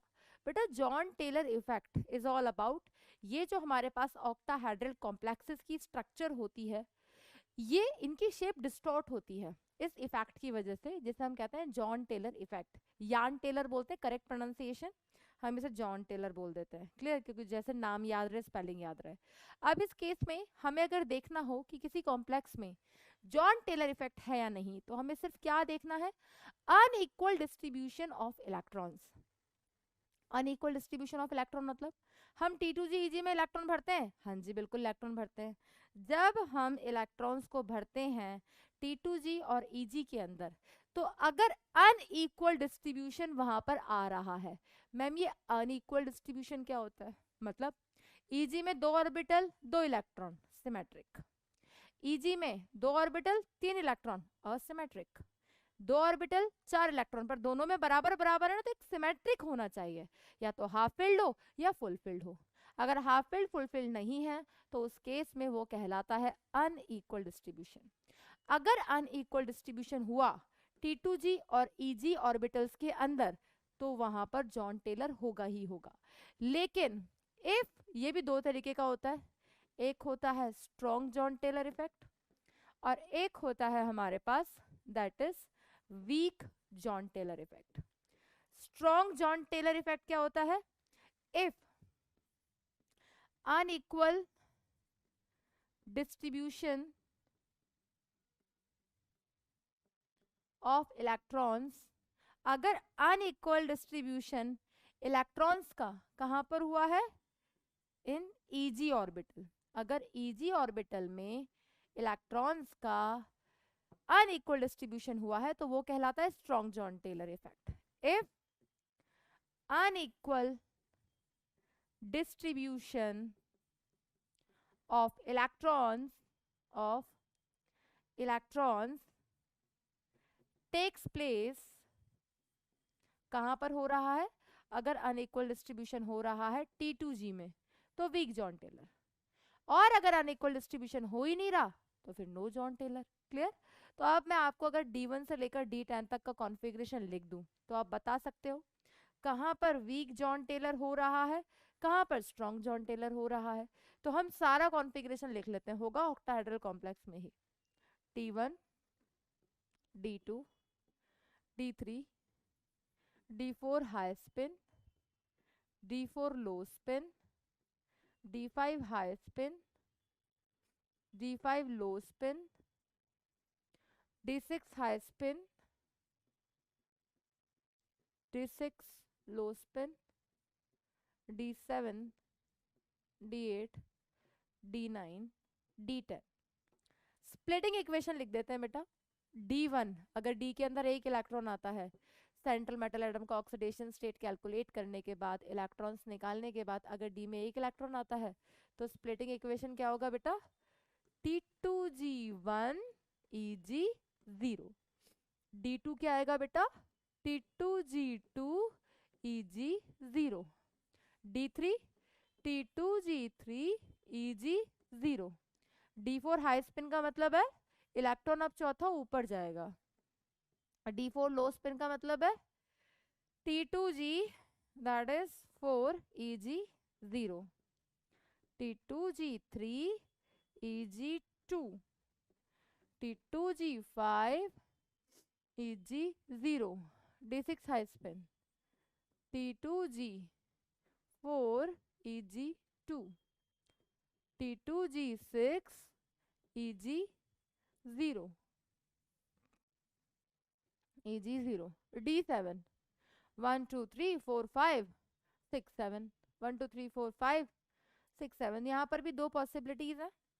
इसमें भी हाई स्पिन लो स्पिन होना चाहिए था, इसको भी लिख देते हैं, तो हमारे पास आता D7 हाई स्पिन, D7 लो स्पिन, फिर D8 D9 D10. तो अब इस केस में D7 हाई स्पिन, यानी कि इलेक्ट्रॉन पहले ऊपर गया, तो 1 2 3 4 5 6 7. T2G5 Eg2, लो स्पिन होता तो T2G6 Eg1, D8 में तो सेम ही होगा, T2G6 Eg2, D9 T2G6 Eg3, D10 T2G6 Eg4। तो ये तो आपको लिखना आता है, स्प्लिटिंग इक्वेशन लिखना आपको अच्छे से आता है। स्प्लिटिंग इक्वेशन लिखने के बाद अगर अनइक्वल डिस्ट्रीब्यूशन इलेक्ट्रॉन का, देखो Eg में 0 इलेक्ट्रॉन है तो उसके बेसिस पर तो देखोगे ही नहीं, बिल्कुल T2G के बेस पर देखोगे। तो T2G में 3 ऑर्बिटल होते हैं और 1 इलेक्ट्रॉन, बहुत नाइंसाफी है, अनइक्वल डिस्ट्रीब्यूशन इलेक्ट्रॉन का। और अगर अनइक्वल डिस्ट्रीब्यूशन इलेक्ट्रॉन का तो ये कैसा जॉन टेलर शो करेगा, वीक। क्यों? क्योंकि अनइक्वल तो है लेकिन कहाँ है, T2G के अंदर है। सेम उसी तरीके से बेटा Eg में तो 0 इलेक्ट्रॉन है, उसके बेसिस पर तो नहीं देख सकते, लेकिन T2G में 2 इलेक्ट्रॉन है, T2G में 3 ऑर्बिटल 2 इलेक्ट्रॉन, बराबर तो नहीं है, बिल्कुल कैसा जॉन टेलर बेटा, वीक। Eg में 0 इलेक्ट्रॉन तो उसके बेसिस पर नहीं देख सकते, T2G में 3 ऑर्बिटल 3 इलेक्ट्रॉन, सिमेट्रिक है, बिल्कुल नो जॉन टेलर। T2G में 3 ऑर्बिटल 3 इलेक्ट्रॉन, उसके बेसिस पर नहीं देखेंगे, जो सिमेट्रिक है। साथ वाला देखो अब Eg में 2 ऑर्बिटल होते हैं और 1 electron, strong Jahn Teller. Next Eg में 0 इलेक्ट्रॉन, इसके बेसिस पर नहीं देख सकते। T2G में 3 ऑर्बिटल 4 इलेक्ट्रॉन, तो एक में 2 जाएंगे, बाकी 2 में 1 इलेक्ट्रॉन जाएगा, तो वीक जॉन टेलर, क्योंकि अनइक्वल डिस्ट्रीब्यूशन कहाँ पर है, T2G के अंदर है। नेक्स्ट बेटा दोनों में सिमेट्रिक है, Eg में 2 ऑर्बिटल 2 इलेक्ट्रॉन, T2G में 3 orbital 3 electron, no Jahn Teller. यहाँ पर Eg में तो 0 इलेक्ट्रॉन है लेकिन T2G में 3 ऑर्बिटल 5 इलेक्ट्रॉन, अनइक्वल डिस्ट्रीब्यूशन है, वीक जॉन टेलर। ठीक है, यहाँ देखो बेटा D6 high spin T2G4 Eg2, Eg में 2 ऑर्बिटल 2 इलेक्ट्रॉन लेकिन T2G में 3 orbital 4 electron, weak Jahn Teller.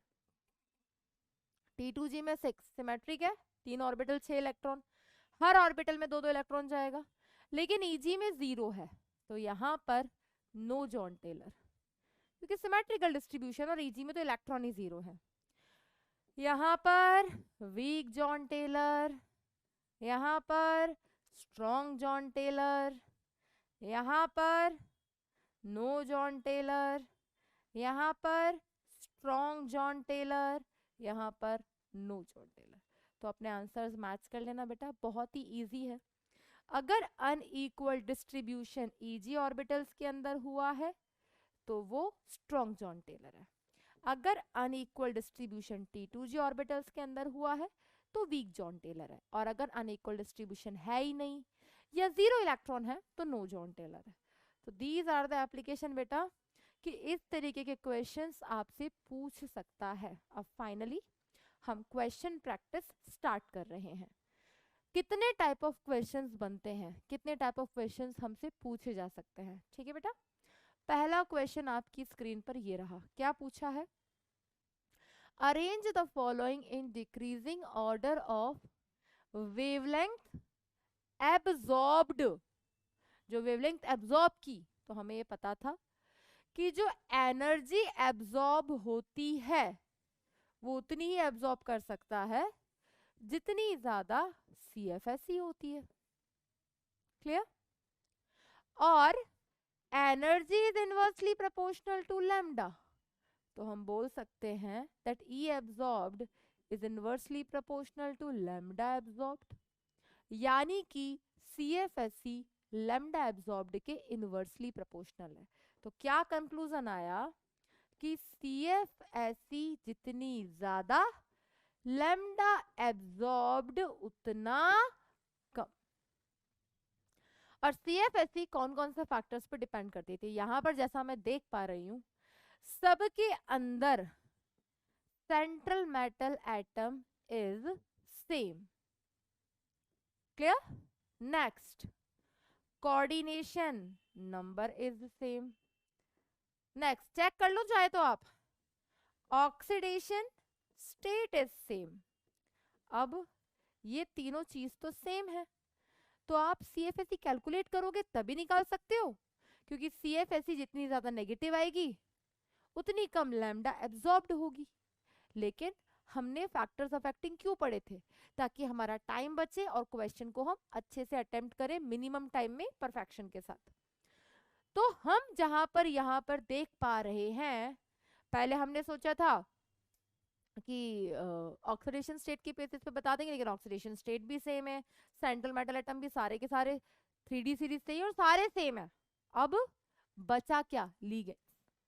तो इस क्वेश्चन का आंसर हम सिर्फ और सिर्फ दे सकते हैं on the basis of strength of ligand. और स्ट्रेंथ ऑफ लिगेंड आप कैसे बता सकते हो? मैंने आपको बताई थी स्पेक्ट्रोकेमिकल सीरीज। अगर आपको स्पेक्ट्रोकेमिकल सीरीज याद है, आप इस क्वेश्चन का आंसर कर सकते हो। तो आपके सामने लिगेंड्स कौन कौन से थे बेटा? फ्लोराइड था, आपके सामने ईएन था, आपके सामने साइनाइड था, आपके सामने वाटर था, और आपके सामने अमोनिया था। इनमें से इनको अरेंज कर देते हैं पहले इंक्रीजिंग ऑर्डर में। आई बाहर, इनमें से कोई भी नहीं है। सनी क्लास से फरार आया, फरार। ओ ऑक्सलेटो और पानी, सुनो, EDTA and ammonia in Canada and Colombo. ये ऑर्डर है किसका? ये हमारे पास है स्ट्रेंथ ऑफ लिगेंड का। और हमने पढ़ा है स्ट्रेंथ ऑफ लिगेंड जितना ज्यादा होगा CFSE उतना ज्यादा होगा। यानी कि CFSE जितना ज्यादा, लैम्डा एब्जॉर्ब्ड उतना कम।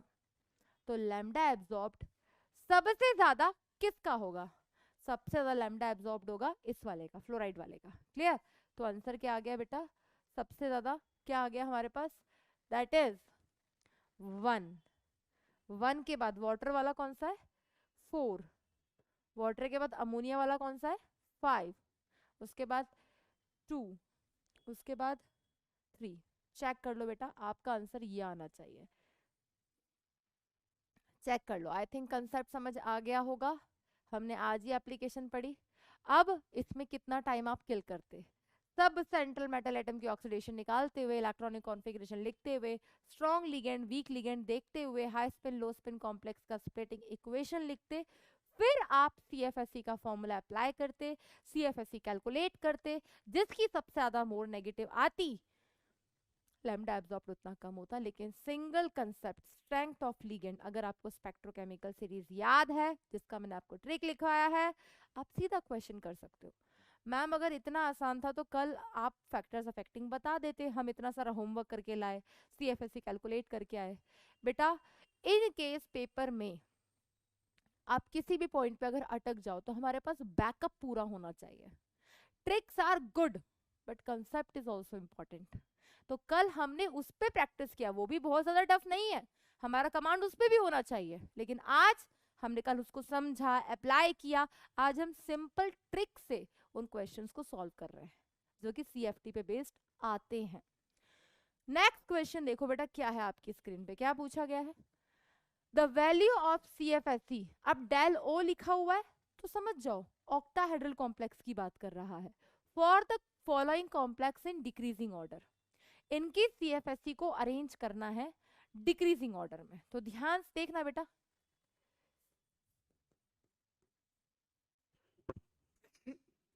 सॉरी, क्या कॉम्प्लेक्स दिए बच्चों, देखना ध्यान से। कोबाल्ट NH3 होल 6+3, ठीक है। बी कॉम्प्लेक्स हमको क्या दिया है बेटा? Rhodium ammonia whole 6+3। नेक्स्ट बेटा क्या दिया है? That is iridium c part, ammonia,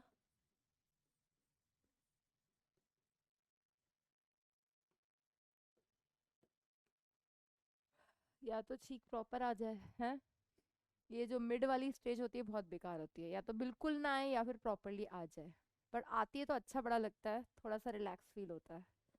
नहीं तो नोज बंद हो जाती है। ठीक है, ध्यान दो बेटा क्लास पे। मैं बहुत बार कोशिश कर रही हूँ, मैंने आज कम से कम इस रिकॉर्डिंग के लिए कितनी बार वीडियो पॉज कर लिया कि डिस्टरबेंस ना हो, लेकिन हो रहा है, क्या करें। मतलब इतना टाइम कभी नहीं लगता है, लेकिन हो रहा है। मैं कितनी बार पॉज करूँ, तो 2-3 बार आपके सामने ही चीख गया आज। 3 हमारे पास कॉम्प्लेक्स है, ठीक है। तीनों कॉम्प्लेक्स की CFSE हमें कैलकुलेट करनी है। एक तरीका ये था, सेंट्रल मेटल एटम की ऑक्सीडेशन स्टेट निकालो, इलेक्ट्रॉन निकाल कर स्प्लिटिंग इक्वेशन लिखो, उसके बाद CFSE कैलकुलेट करो, फॉर्मूला अप्लाई करो। लेकिन यहाँ पर ligand same, oxidation state same, लेकिन ध्यान से देखो, ये जो आपका सेंट्रल मेटल एटम है, ये जो आपका सेंट्रल मेटल एटम है, ये कहाँ कहाँ से बिलोंग करता है? ये बिलोंग करता है 3D सीरीज, ये बिलोंग करता है 4D सीरीज। याद है ना, इसलिए मैंने कहा था बहुत ज़रूरी है ट्रिक्स के साथ याद होना। और ये बिलोंग करता है 5D सीरीज। और हमने आज ही पढ़ा कि डाउन द ग्रुप जाते हैं फैक्टर्स अफेक्टिंग काम आ रहे हैं बेटा।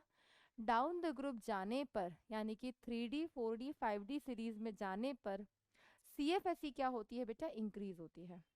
CFSE इंक्रीज क्यों होती है बेटा? क्योंकि डाउन द ग्रुप जाने पर 14 लैंथेनॉइड्स आ जाते हैं, उनका पुअर स्क्रीनिंग इफेक्ट होता है, जिसकी वजह से साइज डिक्रीज होता है, इफेक्टिव न्यूक्लियर चार्ज बढ़ता है, आउटर मोस्ट इलेक्ट्रॉन का न्यूक्लियस के प्रति अट्रैक्शन बढ़ जाता है। इफेक्टिव न्यूक्लियर चार्ज ज्यादा होने की वजह से जो लिगेंड्स होते हैं वो सेंट्रल मेटल एटम को ज्यादा रिपेल करते हैं। क्लियर? क्योंकि effective nuclear force of attraction ज्यादा होता है, जिसकी वजह से एनर्जी ज्यादा इंक्रीज होती है। क्लियर? ये हो गया next question. Third next question देखेंगे बेटा, ये क्वेश्चन ही मिसिंग है, इसको मैं लिख दूंगी बाद में। For an octahedral complex which of the following has maximum value of del o? इनमें से कौन से कॉम्प्लेक्स की डेल ओ ज्यादा होगी? अब हमें ऑप्शन अलग अलग तरीके से दे सकता है। कभी हमें दे सकता है बेटा क्या? कॉम्प्लेक्स। कभी हमें मेंशन कर सकता है, लेकिन ये तो हमने डिस्कस नहीं किया मैम, इस पे तो कोई फैक्टर नहीं है, तो यहाँ पे क्या करना पड़ेगा? स्प्लिटिंग इक्वेशन लिखनी पड़ेगी। उसने मेंशन कर दिया डेल ओ, यानी कि बात हो रही है ऑक्टाहेड्रल कॉम्प्लेक्स की। और ऑक्टाहेड्रल कॉम्प्लेक्स में हमें बस इतना पता है कि ये जो हमारे पास 5D जनरेट ऑर्बिटल्स होते हैं, इनमें से ऊपर चला जाता है Eg और नीचे होता है दैट इज T2G। जब हम इलेक्ट्रॉन्स को भरते हैं लो स्पिन हाई स्पिन के बेसिस पर, तो हमारे पास एक स्प्लिटिंग इक्वेशन बनती है। स्प्लिटिंग इक्वेशन से अब हमें CFSE निकालना ही पड़ेगा। तो ए हमको क्या दिया था बेटा? दैट इज ए हमको दिया था हाई स्पिन D6। क्या दिया था बेटा? High spin D6। High spin D6 का मतलब क्या है? कि पहले इलेक्ट्रॉन ऊपर जाएगा, तो 1 2 3 4 5 6, तो इसकी स्प्लिटिंग इक्वेशन क्या बनी? That is T2G6 Eg2। Formula apply कर देते हैं, -0.4 इंटू 6 प्लस 0.4 इंटू 2, तो यहाँ से कितना आ गया? 6 4 24, -2.4 प्लस 0.8 आ गया, -1.6 प्लस पेयर कितने हैं? 3, तो 3 पेयरिंग एनर्जी, ये आ गई डेल ओ। हमसे पूछा था मैक्सिमम वैल्यू डेल ओ की किस में है, हमें सबकी निकालनी पड़ेगी। फिर हमने देखा लो स्पिन D5, तो स्प्लिटिंग इक्वेशन क्या हो जाएगी? लो स्पिन वालों की स्प्लिटिंग इक्वेशन हो जाएगी T2G5 Eg0। तो क्या बन गया? 5 4 20, तो -2.0 प्लस 2 पेयर, ये आ गई इसकी। सी हमको क्या दिया? लो स्पिन D4, यानी कि T2G4 Eg0, कितना आ गया? -1.6 plus 1 pair del o. D हमको क्या दिया? High spin D7, 1 2 3 4 5 6 7, T2G5 Eg0। एक चीज हमेशा ध्यान रखना, हाई स्पिन और लो स्पिन के कंपैरेटिवली हाई स्पिन वाले आप पहले ही ऑप्शन से बाहर कर देना, क्योंकि हाई स्पिन में इलेक्ट्रॉन ऊपर जा रहा है, ऊपर जा रहा है तो पॉजिटिव में भी जा रहा है, पॉजिटिव में जा रहा है तो वो सब्ट्रैक्ट हो जाएगा, कंपैरेटिवली वैल्यू कम नेगेटिव आएगी। और CFSE सबसे ज्यादा उसकी मानी जाती है जो मोस्ट नेगेटिव होता है। तो अब इस केस में यहाँ पर T2G5 Eg0 है, निकाल लो, 5 इंटू 4 -2.0 प्लस पेयर कितने हैं यहाँ पर, 2 pair, that is del o. तो अब सबसे ज्यादा, नहीं हाई स्पिन D7 था ना, Eg2, तो यहाँ पर क्या आ गया, दैट इज, हाँ प्लस, यहाँ से करेंगे 1.2, तो यहाँ से आ गया -0.8 प्लस 2 पेयर। तो कौन से ऑप्शन सबसे पहले बाहर हो जाएंगे बेटा, हाई स्पिन वाले। देख लो कंपैरेटिवली इन्हीं का कम आया है, क्लियर।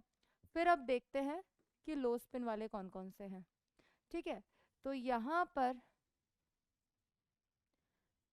हमने ये क्या किया है, हाई स्पिन में T2G6 कैसे लिख दिया, T2G4 होगा यार, सॉरी बच्चों।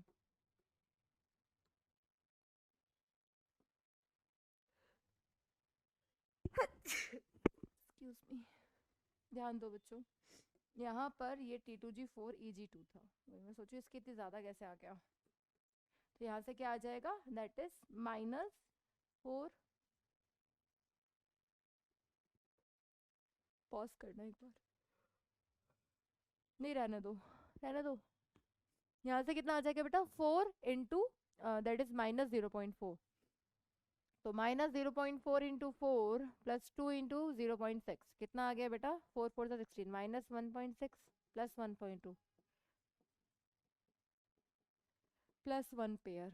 तो ये ऑप्शन भी कंपटीशन से बाहर, ये ऑप्शन भी कंपटीशन से बाहर। अब देखो बेटा, यहाँ पर है -1.6 प्लस 1 पेयरिंग एनर्जी, और यहाँ पर है -0.8। तो मैंने क्या कहा था, जितनी ज्यादा नेगेटिव में CFSE होगी उतना ज्यादा उसकी CFSE को माना जाएगा। तो करेक्ट आंसर क्या आ गया, लो स्पिन D5, क्योंकि लो स्पिन में जितने ज्यादा इलेक्ट्रॉन होंगे उतनी ज्यादा नेगेटिव होगी।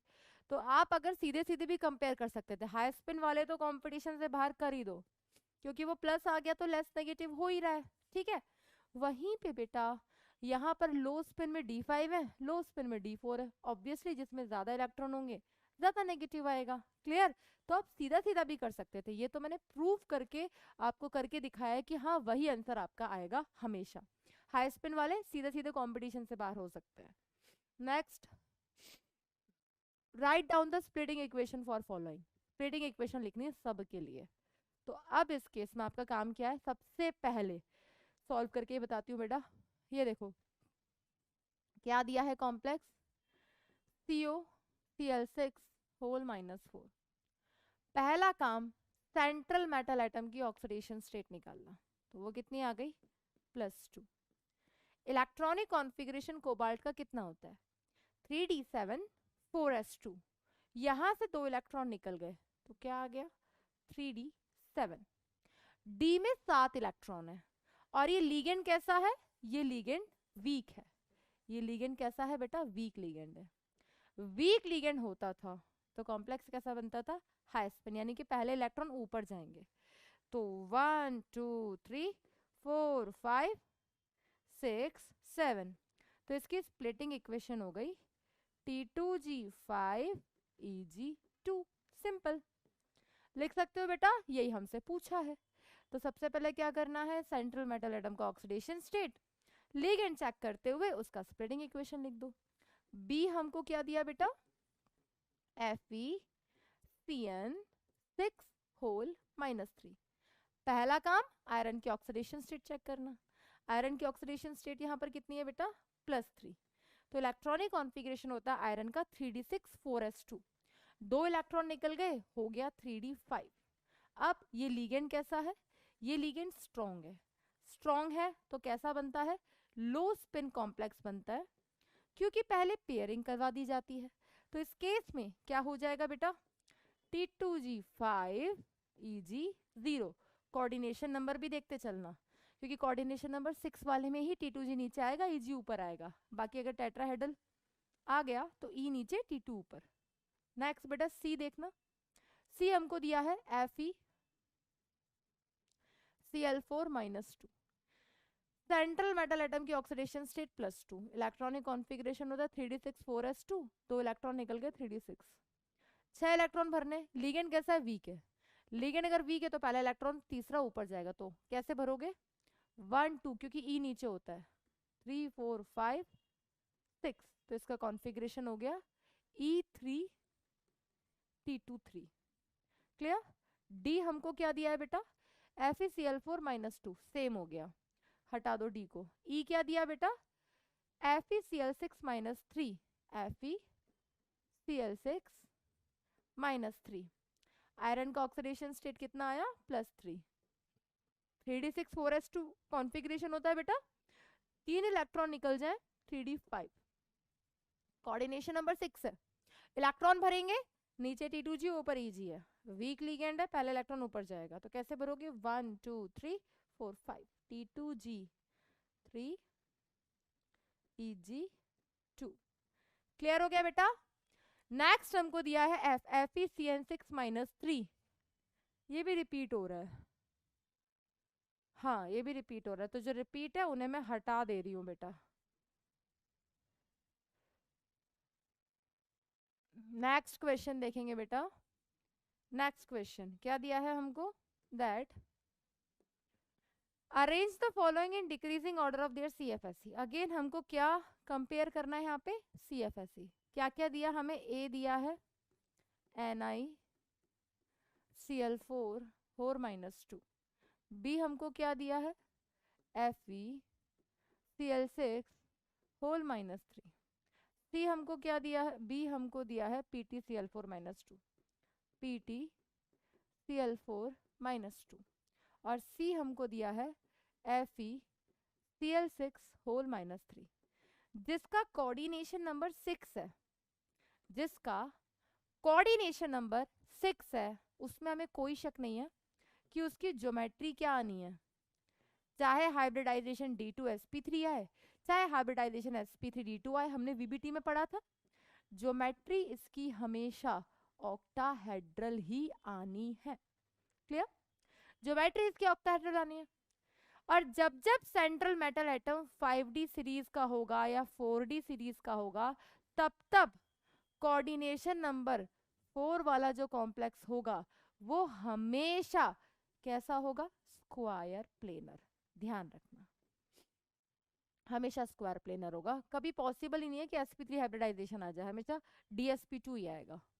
अब बात थी इसकी, अगर इसकी भी ज्योमेट्री पता चल जाए तो हमें पता है सबसे ज्यादा CFSE स्क्वायर प्लेनर की होती है, उसके बाद ऑक्टाहेड्रल की, और उसके बाद टेट्राहेड्रल की। तो अगर हम निकाल लें यहाँ पर, ये हमने पढ़ा था फैक्टर्स ऑफ एक्टिंग में, अगर हम यहाँ पे निकाल लें कि इसकी CFSE कितनी है, तो हम ये कैलकुलेट कर सकते हैं। कैसे, देखो बेटा ध्यान से, यहाँ पर सेंट्रल मेटल एटम निकल है, याद करो VBT, ऑक्सीडेशन स्टेट इसकी +2 है। क्लियर, कितनी है, +2, और इलेक्ट्रॉनिक कॉन्फ़िगरेशन हो 3d8 4s2, 2 इलेक्ट्रॉन निकल के 3d8। इलेक्ट्रॉन भरोगे, वीक लीगेंड है, कोई पेयरिंग नहीं होगी, कोई पेयरिंग नहीं होगी, तो कौन से वेकेंट ऑर्बिटल देगा ये हाइब्रिडाइजेशन के लिए, बिल्कुल एक एस का 3 पी के, इसका हाइब्रिडाइजेशन sp3 आएगा, इसकी ज्योमेट्री टेट्राहेड्रल आएगी, चाहे तो कैलकुलेट करके देख लो, वैसे मैंने कैलकुलेट करके ही बताया है। और अगर ये टेट्राहेड्रल है, और अगर ये स्क्वायर प्लेनर है, और अगर ये ऑक्टाहेड्रल है, तो CFSE का ऑर्डर क्या आ जाएगा, सबसे ज्यादा स्क्वायर प्लेनर, तो सबसे ज्यादा किसका आ जाएगा, PtCl4 - 2। अब चाहो तो कैलकुलेट कर लो, मैं ट्रिक्स के साथ कैलकुलेट करना सिखा रही हूँ, आपकी इच्छा है बेटा। नेक्स्ट आ जाएगा ऑक्टाहेड्रल, तो FeCl6 - 3। नेक्स्ट क्या आ जाएगा, टेट्राहेड्रल, तो यहाँ पर हमने on the basis of geometry, क्या बेटा, on the basis of geometry, कैसे यूज करना है बेटा एप्लीकेशन बेस्ड क्वेश्चंस में फैक्टर्स ऑफ एक्टिंग को, on the basis of geometry हमने क्या कैलकुलेट करना सीख लिया, CFSE का ऑर्डर बताना, ऑक्सीडेशन स्टेट के बेसिस पे सीख लिया, सेंट्रल मेटल एटम 3D का है, 4D का है, 5D का है, उसके बेसिस पे सीख लिया। नेक्स्ट क्वेश्चन देखेंगे, क्या बोला है, arrange the following in decreasing order of their CFSE। Again क्या बोला, CFSE, क्या कॉम्प्लेक्सेस दिए बेटा, ए हमको दिया, तीनों का कोऑर्डिनेशन नंबर 4 है, NiCN4 होल -2, बी हमको क्या दिया बेटा, PdCl4 होल -2, सी हमको क्या दिया बेटा, PtCl6 Cl4 होल -2। अब इस केस में लिगेंड सेम है, वो बात अलग है, इसका स्ट्रॉन्ग लिगेंड है, लेकिन यहाँ पर सेंट्रल मेटल एटम बिलोंग कर रहा है 3D सीरीज से, यहाँ पर सेंट्रल मेटल एटम बिलोंग कर रहा है 4D सीरीज से, और यहाँ पर सेंट्रल एटम बिलोंग कर रहा है 5D सीरीज से। तो हमने पढ़ा था कि जैसे जैसे डाउन द ग्रुप जाते हैं CFSE इंक्रीज होती है। इस एग्जाम्पल को सही तरीके से समझने के लिए इसको भी एल कर लेते हैं, क्योंकि ये कंफ्यूजन नहीं रहेगा ना कि अगर हमारे पास लिगेंड सेम है तभी तो हम ये वाला कंसेप्ट कंपेयर कर पाएंगे। तो ये हो गया, लो फिर से मैंने यही लिख दिया, यस बेटा इधर भी हमने Cl ही ले लिया, ठीक है। तो CFSE का ऑर्डर क्या आ गया बेटा, सबसे ज्यादा इसका फिर इसका, क्योंकि जैसे जैसे हम 3D से 4D, 4D से 5D सीरीज की तरफ जाते हैं CFSE क्या होती है बेटा, इंक्रीज होती है। क्लियर? क्यों, रीजन बता चुके हैं। नेक्स्ट एग्जाम्पल देखो बेटा, नेक्स्ट में क्या बोला है, विच of the following complex will be coloured. अब या तो हमें पता हो DD ट्रांजिशन हो रहा है, DD ट्रांजिशन होने के लिए हमें क्या चाहिए, कंपाउंड कलर्ड होने के लिए हमें चाहिए प्रेजेंस ऑफ अनपेयर्ड इलेक्ट्रॉन, क्योंकि अनपेयर्ड इलेक्ट्रॉन होगा तो क्या होगा, DD ट्रांजिशन, DD ट्रांजिशन होगा तभी तो कंपाउंड क्या शो करेगा, कलर।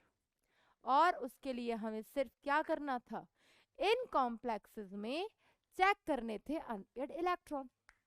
और अनपेयर्ड इलेक्ट्रॉन भी कैसे अब देखोगे, सेम, सबसे पहले सेंट्रल मेटल एटम का oxidation state, central metal atom का ऑक्सीडेशन स्टेट कैलकुलेट करने के बाद अगर लिगेंड स्ट्रांग है तो पेयरिंग करवा के इलेक्ट्रॉन भरो, अगर लिगेंड वीक है तो पेयरिंग मत करवाओ। वो करवाने के बाद अगर अनपेयर्ड इलेक्ट्रॉन प्रेजेंट है तो कंपाउंड कलर्ड होगा। तो ये वाला क्वेश्चन मैं दे रही हूँ आपको होमवर्क, कल हम डिस्कस करेंगे इस क्वेश्चन को। जहां पर अनपेयर्ड इलेक्ट्रॉन प्रेजेंट होंगे वो कलर्ड हो जाएगा। तो इतना कर सकते हो या नहीं कर सकते, मैं एक में बता देती हूँ, देखो डी वाला Fe CN6-3 oxidation state +3 3d6 4s2, लेकिन 3d5 हो गया, इलेक्ट्रॉन्स भरने, VBT के अकॉर्डिंग भी बता सकते हो इसका आंसर, 3d5 है। अब इस केस में 5 इलेक्ट्रॉन भरने हैं, लिगेंड कैसा है, स्ट्रॉन्ग है, और लिगेंड स्ट्रॉन्ग है तो पेयरिंग होती थी। और अगर 3D में इलेक्ट्रॉन्स भरोगे पेयरिंग करवा के भी तो भी 1 2 3 4 5 एक अनपेयर्ड इलेक्ट्रॉन तो है, एक अनपेयर्ड इलेक्ट्रॉन है तो ये कलर शो करेगा, शोज कलर, क्योंकि अनपेयर्ड इलेक्ट्रॉन है। अगर अनपेयर्ड इलेक्ट्रॉन नहीं होता तो ये कलर शो नहीं करता। क्लियर? नेक्स्ट देखो बेटा question, which of the following has highest CFSE। हालांकि मैंने ये डाउट न आए इसलिए पहले ही क्लियर कर दिया था बेटा कि जितनी ज्यादा नेगेटिव वैल्यू होती है CFSE उतनी ज्यादा होती है। तो यहाँ पर हमें 4 वैल्यूज दी थी, -50, -80, -150, -100।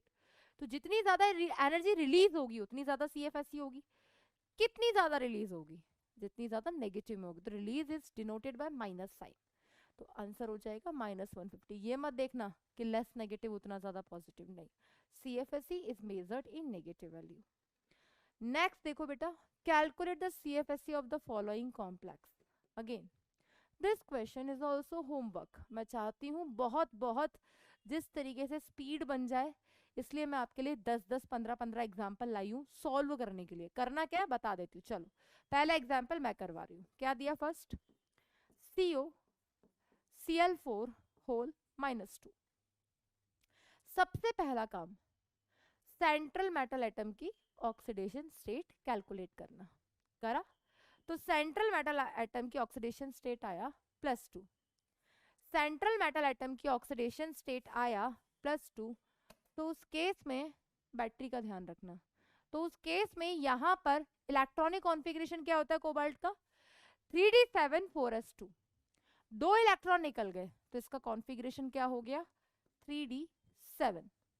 अब डी में 7 इलेक्ट्रॉन है, डी में 7 इलेक्ट्रॉन है, लेकिन लीगेंड कैसा है, लीगेंड है वीक। अगर लीगेंड वीक होता है तो इस केस में यहां पर कैसा कॉम्प्लेक्स बनता है बेटा, इस केस में यहां पर बनता है हाई स्पिन कॉम्प्लेक्स, क्योंकि पेयरिंग नहीं होती है। तो डी में 7 इलेक्ट्रॉन्स है, हाई स्पिन कॉम्प्लेक्स बनेगा तो इलेक्ट्रॉन्स को कैसे भरोगे, 1 2 3 4 5 6 7। तो इसका यहाँ पर स्प्लिटिंग इक्वेशन क्या आ जाएगा बेटा, T2G 5 EG0। ये इसका स्प्लिटिंग इक्वेशन आया है, हमें कैलकुलेट करनी है CFSE। तो कितनी आ जाएगी बेटा, 5 multiply by minus 0.4 minus 2.0, EG में 2 इलेक्ट्रॉन है, क्लियर। तो माइनस 2.0 प्लस 1.2 कितना आ गया, माइनस 0.8 प्लस पेयर्स कितने हैं, 1 2, 2 पेयर्स, ये आ गई इसकी CFSE, क्लियर। तो हर एग्जाम्पल में आपको करना क्या है, सबसे पहले सेंट्रल मेटल एटम का ऑक्सीडेशन स्टेट निकालना है, इलेक्ट्रॉन्स निकालकर डी के इलेक्ट्रॉन्स को T2G EG में फिल करना है अगर ऑक्टाहेड्रल है। अगर टेट्राहेड्रल है तो उस केस में आपको E में और T2 में भरना है, वो लिखकर उसकी CFSE आपको कैलकुलेट करनी है, ठीक है। तो आज जितने भी क्वेश्चंस मैं होमवर्क में दूंगी करने आपको सारे हैं, कल हम डिस्कस वो करेंगे जिनमें आपको डाउट्स होंगे। थर्ड, कल सबके आंसर्स भी आपके साथ शेयर कर दिए जाएंगे, आज नहीं, क्लियर। नेक्स्ट क्वेश्चन देखो बेटा, which of the following shows strong Jahn Teller effect.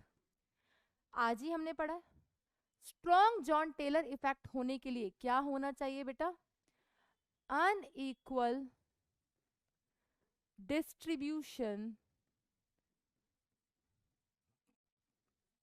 Of electron, unequal distribution of electron होना चाहिए किसके अंदर बेटा, इन EG ऑर्बिटल्स। अगर EG ऑर्बिटल्स के अंदर अनइक्वल डिस्ट्रीब्यूशन है इलेक्ट्रॉन का तब तो जॉन टेलर होगा, और अगर इलेक्ट्रॉन्स का अनइक्वल डिस्ट्रीब्यूशन नहीं है तो जॉन टेलर नहीं होगा। अब इस केस में पहला हमको क्या दिया,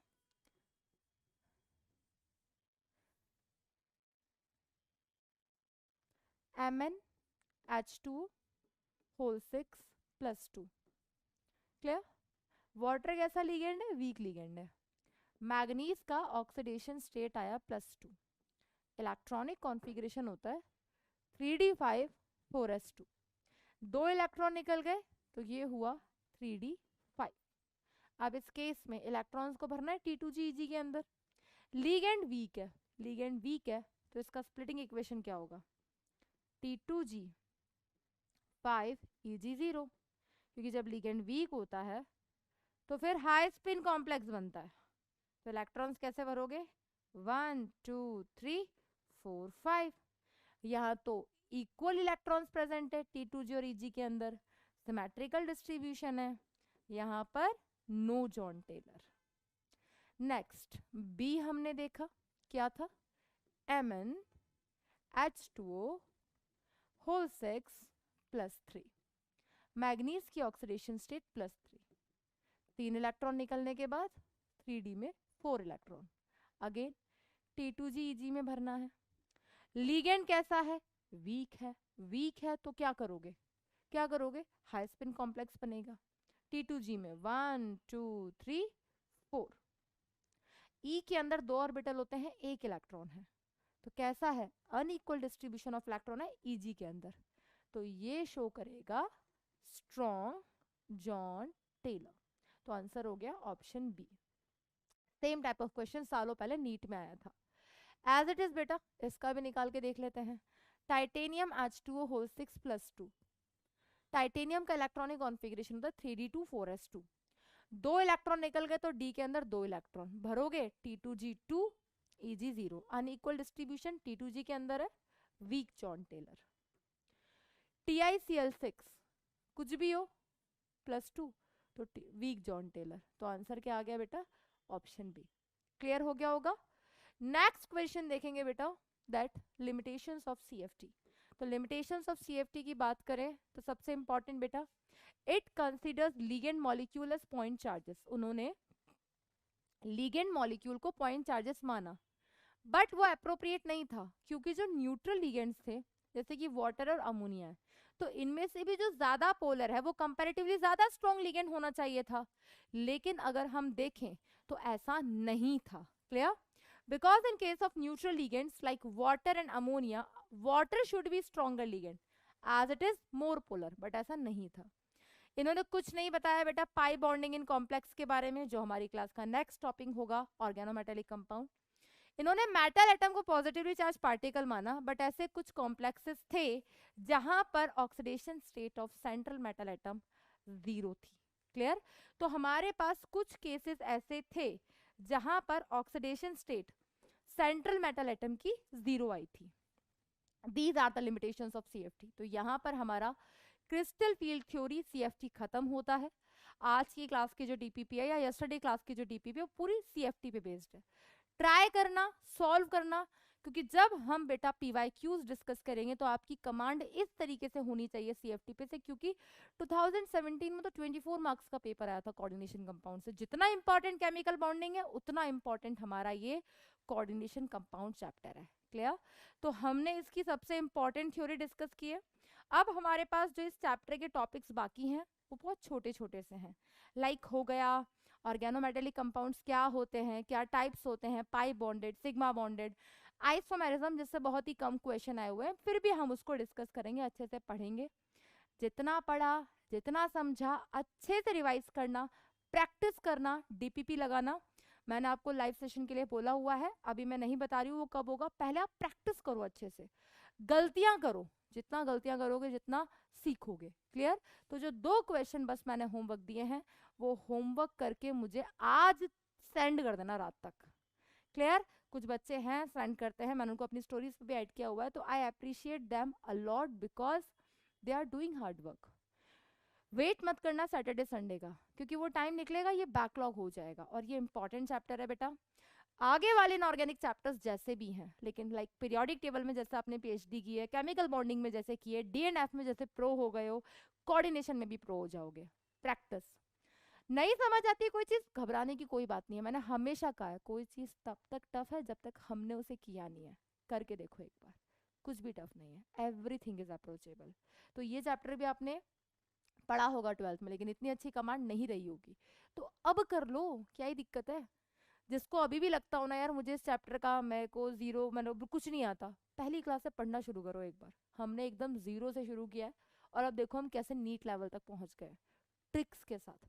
जिस दिन PYQ डिस्कस करूंगी आपको अपने ऊपर कॉन्फिडेंस आएगा, पक्का लाइव रखूंगी। ठीक है? So all the very best and always stay motivated बेटा। ये चैप्टर मेरे फेवरेट्स चैप्टर में से हैं, तो आपको मैं यही बोलूंगी कि इन पे उतनी कमांड बना लो जितनी मेरी है, और कुछ नहीं चाहिए। ठीक है? So all the very best बच्चों, थैंक यू।